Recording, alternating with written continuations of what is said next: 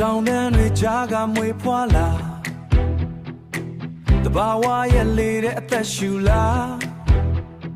အဘိုးဘွားတွေရဲ့အသံတွေတဲ့ငါတို့ရဲ့အမြင့်တွေရှိနေတယ်ရိုးရာဝစ်စုံလာလာဝစ်စင်ပြီးရင်ကျေးမှုအလားမပြောက်စေဘူးစကားတန်တိုင်းမှာသမိုင်းတစ်ပုဒ်နားထောင်တိုင်းဂုံယူမိတယ်မပြောက်စေဘူးငါတို့အမွေ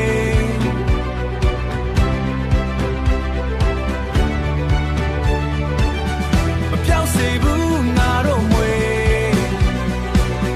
မလွတ်သွားစေဘူးငါတို့တွေမျိုးလူမျိုးဖြစ်တာဂုံယူစရာ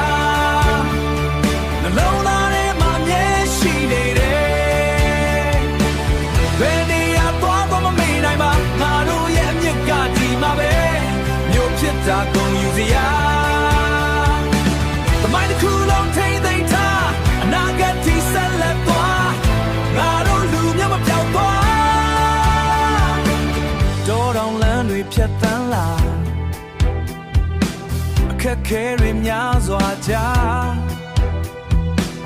ဒါပေမဲ့လည်းမလျှော့ငါတို့ယဉ်ကျေးမှုထိန်းထားတယ်ငါတို့ယဉ်ကျေးမှုထိန်းထားတယ်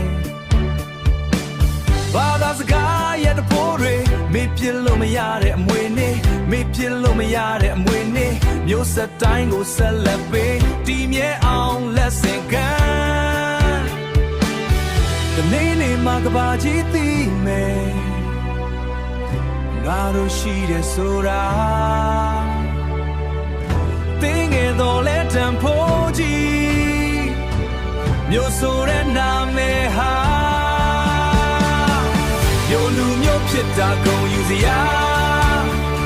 နှလုံးသားထဲမှာမြဲရှိနေတယ်ဘယ်နေရာသွားတော့မမေ့နိုင်ပါငါတို့ရဲ့အမြင့်ကဒီမှာပဲမျိုးဖြစ်တာဂုံယူစရာသမိုင်းတစ်ခုလုံးထိမ့်သိမ်းထားအနာဂတ်ထိဆက်လက်သွား